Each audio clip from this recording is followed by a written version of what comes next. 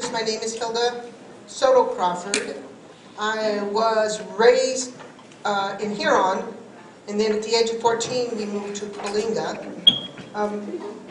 Ended up graduating from Coalinga High School in 1978 and then West Hills College. And from there I did not pursue or decide to go into a university or anything. I went straight to the workforce and I started at May Drug. And people ask me, how did you get to the library? And honestly, I do not know how I got there.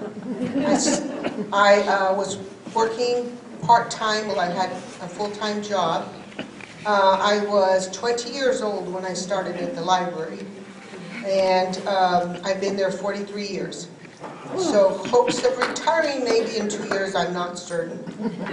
But I am the circulation/outreach specialist. I started as a circulation librarian, then they gave me the young adult, and then from there I ended up partially doing some of the children's librarian, filling in for her while she was out ill. And then after that, they took away the young adult for me, but they gave me the outreach. So I am an outreach person, because they say I love to talk a lot. That's probably the reason why they gave it to me. And they say I'm related to everybody in town, and I said, no, I'm not. The Ramseys are. So anyhow, I ended up I've loved working at the library. I love getting to see the patrons that come in when they're young, and then they return and they bring their children. And, I expect sometimes some of our students or patrons, young adult, they're young, and then I'll say, okay, what grade are you? Are you a freshman this year? They go, no, I'm a senior. And I think, holy moly, I just feel so old. But it's been a pleasure working there. I enjoy it. I love the patrons. I love my story hour kids. I'm not the children's librarian, but sometimes I'll fill in. And they joke with me. They tell me that, they call me the dinosaur. They call me the fossil. They tell me that. I go, what are you guys going to do when I retire? Who's going to tell the history? And they said, well, we'll just do a little hologram and interview you, and then when somebody comes up and has a reference question, they'll push the button and you can tell them all about the library. And that happened once when we were renovating, and they came in and they wanted to know something about the library, where it was, and they go, we don't know, go ask Hilda. She said, so what are you talking about? And they go, da-da, and I go, oh yeah, that was a little certain key that pulled the lever, and that, da-da-da, the clocks. And I go, later on, I go, did you find it? They go, yes, we did. Thank you. But I've been called also by my late brother, Nogi, the barbarian. When he'd come in, he'd ask the kids, that barbarian? I go, don't even ignore him. Nogi, get out here, go home. But the reason when I started, I grasped and I started really listening to not only our patrons, but one of my coworkers. And I learned from Kay Anthony, because she knew a lot of history growing up here. Glenn Markison, he was our local historian. And then Lou DeFord. He would come in and tell me all about the Posishane Native Americans that were over where Posishane is. It was named after them. So he gave me that history. And it was neat to know and learn and just grasp and listen. And so that's how I ended up learning. And history, it's like, ask Hilda, she knows, or ask Hilda, go ask her. Somebody came in today, they wanted, as a matter of fact, today they asked about something. And they said, Hilda's not here today, but they usually recommend me. But anyhow, I'm just happy to tell you a little bit about our local history, our library. Our library started in January of 1905, when a small group of women, they established the Coalinga's Women Improvement Club, and I had the opportunity to go speak at their meeting, and I thanked them, because without these women pioneers, who knows if we would have had a library. And so they established a free reading room with a few books and periodicals. The room was rented by AP General Merchandise, which now it was May Drug, And it was for, they rented the room for $5 a month. These ladies started because they felt they needed to keep themselves informed. They needed to know about the progress of the world. And so they decided, okay, we'll establish a reading room. And especially for the men. They wanted they felt the men needed to be educated. They needed a place for them to sit and enjoy or read. These men were oil workers, roustabouts, and well pullers. But I personally think that they did it so they could keep them off Whiskey Road. That's what I did. Yeah. And each day, one of the members of the women's club would be the acting librarian. And so in 1910, the Fresno County Library agreed to provide the books to us. It was 600 books to the community. They would provide it, and as long as we had a site. And there was various places that they would have a room to have their library if it didn't burn down. But so several of it there was at the Opera House. Can you believe Coalinga had an Opera House? I can't believe that. That is so amazing. The fire department, ice cream parlor, doctor's office, and about 17 other businesses is where they kept the library. And in 1911, after attempts of housing the library, the woman received help from high school principal Dr. Osmer Abbott. Mr. Abbott advised the women of a legislation that permitted an establishment of a library district that could be supported by the taxpayers. The legislation allowed them to establish a public library operating in conjunction with the high school. So on June 24th of 1912, the citizens of Coalinga applied to the county supervisors to allow a vote from the library district into being a dual school/library district. And it overwhelmingly passed.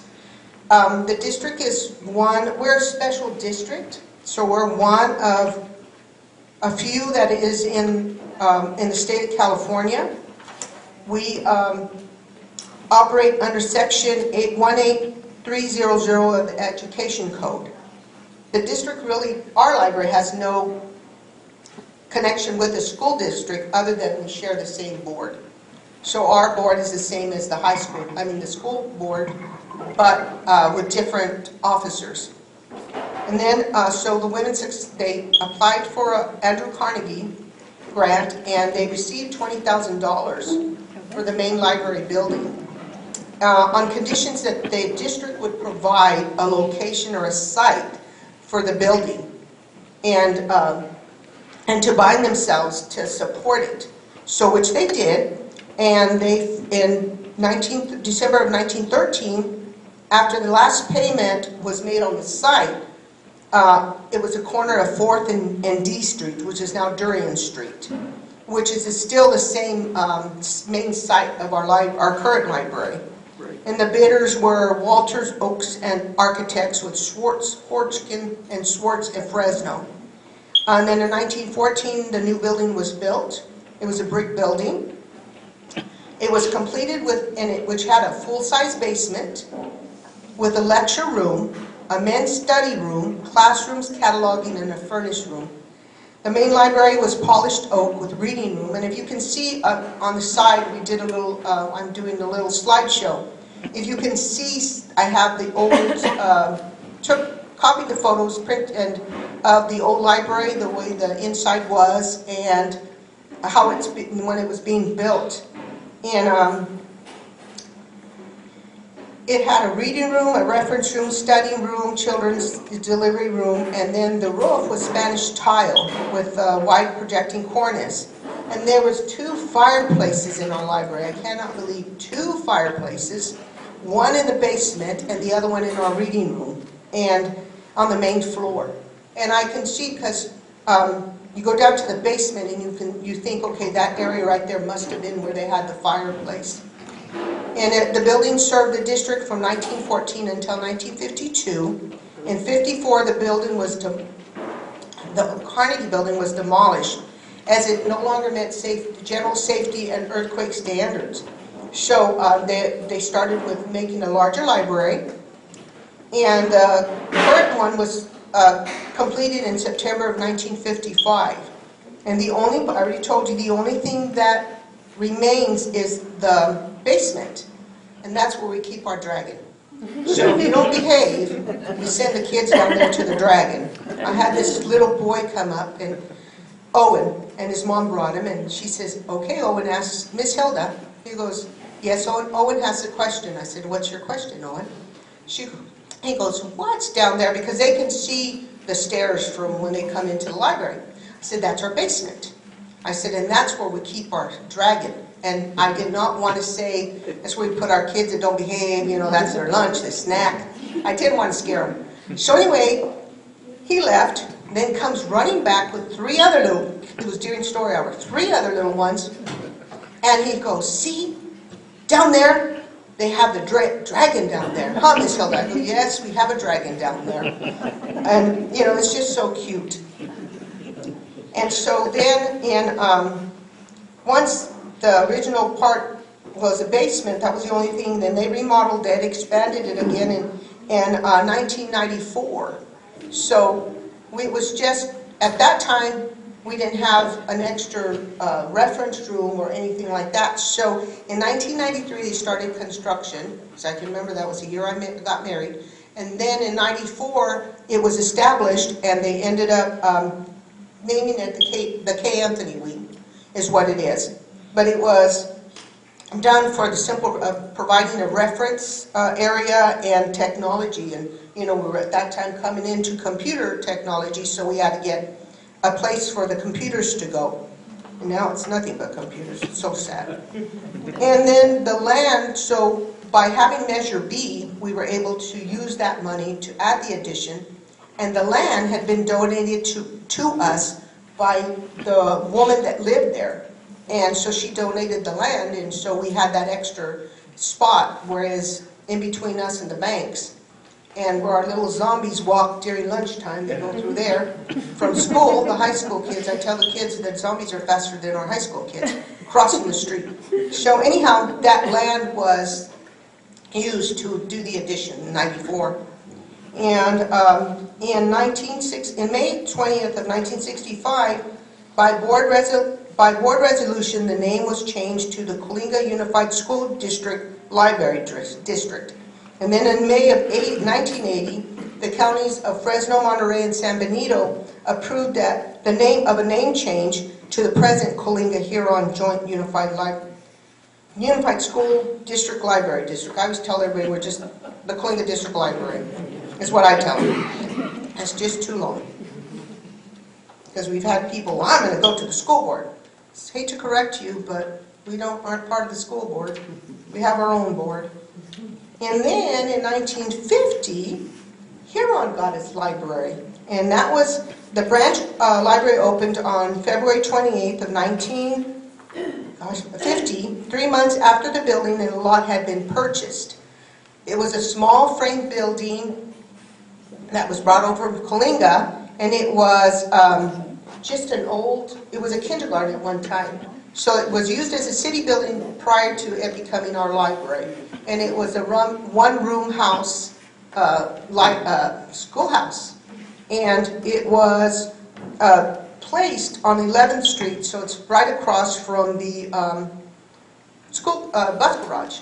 And we just lived, growing up in here, we just lived around the corner. So we would come, and we were always at the library, and Dolores Sardus was our librarian. And I remember, I think now I know why. We must have just drove her crazy, because there was 8 of us. And imagine 8 of us going over there, but we loved to read. My mother enjoyed reading. And I think, oh, now I know how she felt when I have to get on to these kids at the library. They're driving me crazy. Is payback karma. And she was so sweet. I remember she would tell my sister Susie, well, I don't think that book is appropriate for you to read. And she goes, and she read it anyway, but that was Mrs. Sardus. And then in 1970, a lot was purchased by the Coalinga Union High School District Library Board from the Moran family. And everybody knows who the Moran family is from here on. They were the sheep herders that came and donated were able to get the land to purchase the elementary school there. So That year, the new branch was built and furnished for the community of Huron, and the library sits on the corner of Lassen Palmer Avenue. And then in 1994, also the Huron branch was remodeled. And they have a better program room than we do, gosh darn it. And so, let me tell you a little bit about our library. I probably already mentioned that we're neither state, county, nor city ran. We're a special district. We rely on funding. We used to get redevelopment fees. We used to get oil impound. We used to get a lot of other state funding, and then it sort of dwindled. So we had to rely on Measure B to put out, so that would help us keep our doors open. Our services have grown. We're always providing for our citizens and the district. We provide a variety of services. A few that we have now, so I tell you, we go into technology now, is we have Wi-Fi, which is free, e-books, Libby, wireless printing and faxing. And I remember when Johnny used to come in and get books, and then she got her little book and her laptop. What was it, Johnny?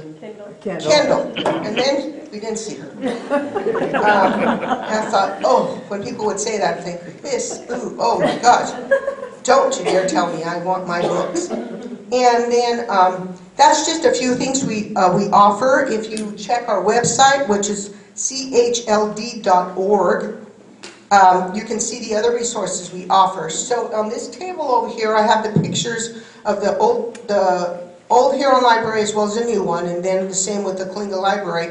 And on the table, there's flyers. If you're more than welcome to take them, because if you have little ones, and just like the Jaegers know, we have story hour. And we have a lot of stuff. We have so many free programs for our from young adult to children. So don't be afraid. Go ahead. I made enough copies. I think I killed enough trees that you can take one with you so you know what we do offer. We have, in one source that I really enjoy using, it's our Coalinga digital newspaper. So if you're ever looking for history, it's one of our databases, and you get on it and you just type in, let's say, Coalinga earthquake, and it goes, because we have our microfilm back to 1909. But this case, you can do it from home. Just get on our website and search something, and if it's in the newspaper, it'll be there, because we have the Coalinga Record, and of course there was the Coalinga Oil, Daily Oil, so it had several names, but they have, you can just type in somebody's name. I get people that always call me for obituaries. So I kind of search there first, and then I'll go and check our microfilm. But with a microfilm, it's really extensive. You have to know the exact date, when it happened, and you just can't go like we do with a digital newspaper, type in a name, and it highlights it in yellow. Like I did mine, just for instance, and you know, I can find little things that I was involved with, or did, if your name was mentioned in the paper. So it goes back to history as well. It's very interesting database to really use. I mean, it's really amazing to look at it. I know that Larry Sprague is having a heck of a time enjoying sitting there. He goes, I could spend hours on it, because he's reading the digital newspaper. And we had one of our patrons that used to live here in Coalinga come in, and she was looking for an accident that happened back in the 60s. And so I searched, and we were able to locate it. So she read the article. She said, thank you. I said, you're welcome, anytime. And then we offer a variety of books for adults, young adults, and children. We provide them in large print as well as in Spanish. We carry audio books, reference materials, periodicals, genealogy, videos, DVDs, music CDs, and then we have an extensive collection of California and Native American history. And we also have a special collection case that is in the K. Anthony wing, and it deals with history that was written about Coalinga and Fresno County. Like we have the Coalinga High School yearbooks, we have some of the West Hills College ones, We have old phone directories, and so you can go back and see where that address, because it was just maybe 3 numbers or something, and they would tell you where they were and what their occupation was. And books written by Glenn Markison. Everybody, I'm sure, knows Glenn. He was our local historian. He was our city manager for so ever. And he, bless his heart, he did that for us. And then if you happen to be in Mr. Morton's class in the 60s, he had the students write a book, pick somewhere and write about the history of Huron or Coalinga. And then he took it as a thesis, and now he has a book. He used it for his thesis. And then Mr. Marquardt came along, and Mr. Marquardt had his high school students do it. So we have a variety of history. I mean, it goes from the canyon to Huron, cantaloupes. It has Mr. Watanabe, Sar's Pharmacy. You know, so it's a lot of history that the students interviewed. And I would tell them, you really need to be careful, because some of our older Coalinga's, citizens are passing, so we may not have that information. So he kind of encouraged him to do that. And we also have books on Joaquin Murrieta there. And these books, unfortunately, cannot be checked out, but we can get them out of the special case for you, and then you guys can sit down in the library and look through them. It's really interesting what we have. And that's where sometimes I try to find my research or look for information, other than sending them to the museum. And I'll tell them, we'll go to the museum. Unfortunately, it's only open Saturdays and Sundays, but they can go and get information there. And then if there's books that are in our system that we don't have at our local library, if you're looking for a particular book, since we're part of the San Joaquin Valley library system, we can request these books from other libraries. So I always tell people it goes down from Kern County and up to Merced, but it's Fresno County, Kern County, Kings County, Porterville, Madera County, Mariposa, Merced, Tulare County, and Tulare Public. We get our deliveries Mondays, Wednesdays, and Fridays, so you get your request a lot sooner. It was back in the day when I started, we relied on the post office, then UPS, but only came maybe 2 days. And then we partnered with the delivery company, and it was just 2 days out of the week. Now it's 3 days out of the week.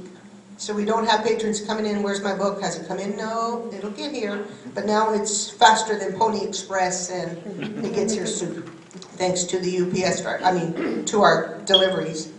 They joke and tell me, because I'm very obsessed when I'm in charge of the crates.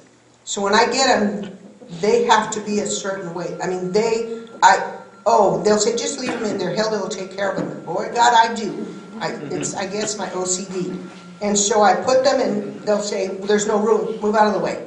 And I'll make room so we can use one crate. And they tell me that when I pass, that's where they're going to bury me in, is one of those crates. Thank you. So for those of you that do not have library cards, come into the library. All it requires is a California driver's license or ID, and verification of address is all we ask. And you can come in, and by getting that library, boy, the world is yours. Because you can research and check out books, use the computer. I mean, it's just, to me, that's better than a credit card, right? Because it's free. Unless you're late, then you have to pay something. But we're open Monday through Thursdays from 9 to 7. We're open Friday and Saturday from 9 to 5. And we're closed on Sundays. Huron branch, they're closed on Mondays, but their hours are Tuesday through Thursday from 9 to 6, and Fridays and Saturdays from 9 to 5. And with closing, I'll ask you guys a question, but this was something that was presented to us, and it's in our program room. In 1930, the president, again, here we go, the president of the Coalinga Women's Club, presented the library with 2 plaques, which now hang in our program room. The first plaque reads, "A tablet of appreciation to the citizens of this community who, from its beginnings, have given out their services that we might live here with security, industry, inspiration, and education." And this second plaque reads, "In grateful recognition of the men and the women of this community who gave their lives and patriotic service to this county during World War I." So that's the history, and it's a nice place to go. Come in and visit us when you get a chance. We get a lot of people from out of town that come in and say, "Oh my gosh, we can't believe for a small town this library is wonderful." And I said, yes. I said, it's one of, I know I'm biased, but I tell them that's one of the best places in Coalinga. And people say, "Well, how about West Hills? How about this?" No, no, no, no. The library is the best place to go. I have seen children come in, parents when they were little, and they bring in their parents. Their parents now, and they're bringing their little ones. So, and we've lost a few of our librarians in the past. And, but I'm still there, I'm still going, and they told me one day, they asked, we had a little part-time person, and her dad came in, he goes, "Is Hilda still here?" And I said, "Yes, I'm still, she is, Dad." He goes, "Boy, they're going to have to bury her under the library." And I thought, yes. And then I get this one little boy, Tom was leaving me off at work after lunch, and he's this kid in shorts, all tattooed, and on a bike.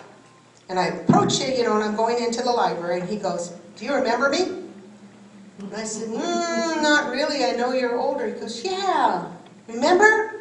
You've been here a long time, haven't you?" And I said, "Yes, I have, thank you. You're making me feel old." "Oh, no, you look young." And I thought, "Well, thank you, now you're my favorite." But yes, it's been a pleasure to work, I mean, it is a pleasure to work at that library. Basically, I was 20 years old, and just the things that I've done and been able to play Santa Claus to my son, and as well as to my daughter. And I've been able to just be under about 5-6 directors and maybe 3 interim directors. And I can, oh, this is being filmed, isn't it? Okay, sorry. Just ask me, take me, and when I go to meet me at the corner, and I'll tell you which one out of all those librarians.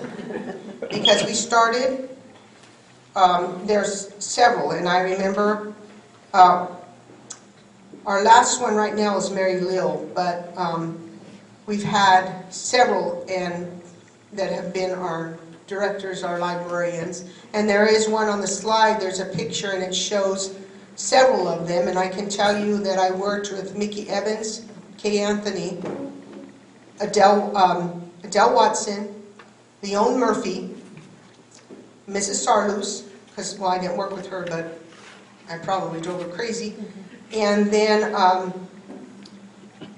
Linda Bosner.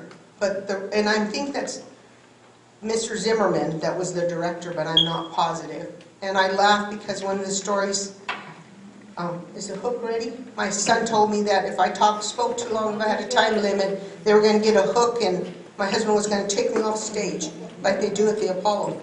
But he was, so we had, I've worked with most of them, and it's just to see them, and I remember them when I started, but I totally forgot what I was going to say, but that's what happens, I get forgetful.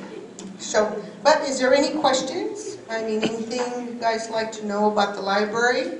We feed our dragon once a day with the kids that don't behave, but we hide the skeletons. Just a minute, Mrs. Moore. Yes. I saw pictures of the earthquake. Yes. How long were you guys down after the earthquake? To tell you the truth, I'm not certain, because at that time I was working part-time at the library and I was full-time at May Drug. So as soon as the earthquake hit, 3 days later, I had to go in and help Jim Wood. And through thank you to St. Paul's Catholic Church, the rectory was the pharmacy, so Herb Watanabe and Jim Wood opened up their little pharmacy there, so that's the reason why. But we had, as you can see, a lot of the items fell. The only damage we had was water damage in the children's area, and a lot of the people that came in were from other libraries that came to help us put the library back together. Yes. You have to make a special appointment, like a microfilm. No, you just come in and, well, you'll need a library card, but if you have one in any of the other libraries that I mentioned, counties, it works just the same. Just come in, we can get you a temporary card if we need to, and you just get them on the microfilm. Our microfilm machine is in the new wing. And they go back, our microfilm goes back to 1909. That could be it with Larry's. Oh, yes, you'll have, no, because he's using the computer. Because our database is on the computer and our microfiche, he doesn't use, so yes, you can use it. There's no appointment to be made to just come in and you want, just let us know that you would like to use the microfilm.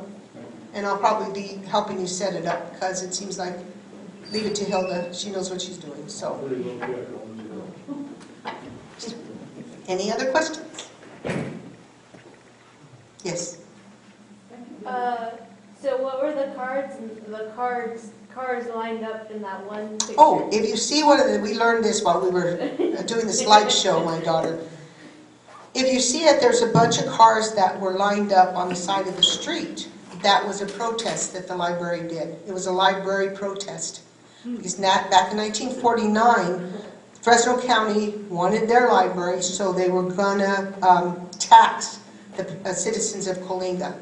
And they said, no way, Jose. So they did a protest, and sure enough, they didn't allow that tax to be given to the citizens of Coalinga.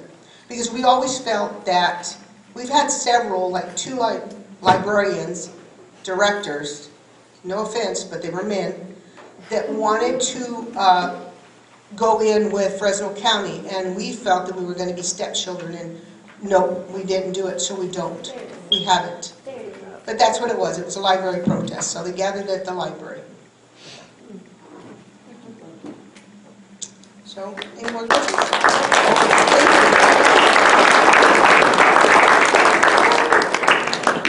I can also tell you a lot about the history of Coalinga, if I had to, and some of Huron.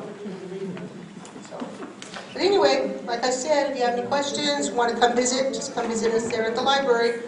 We're there for our patrons. Sometimes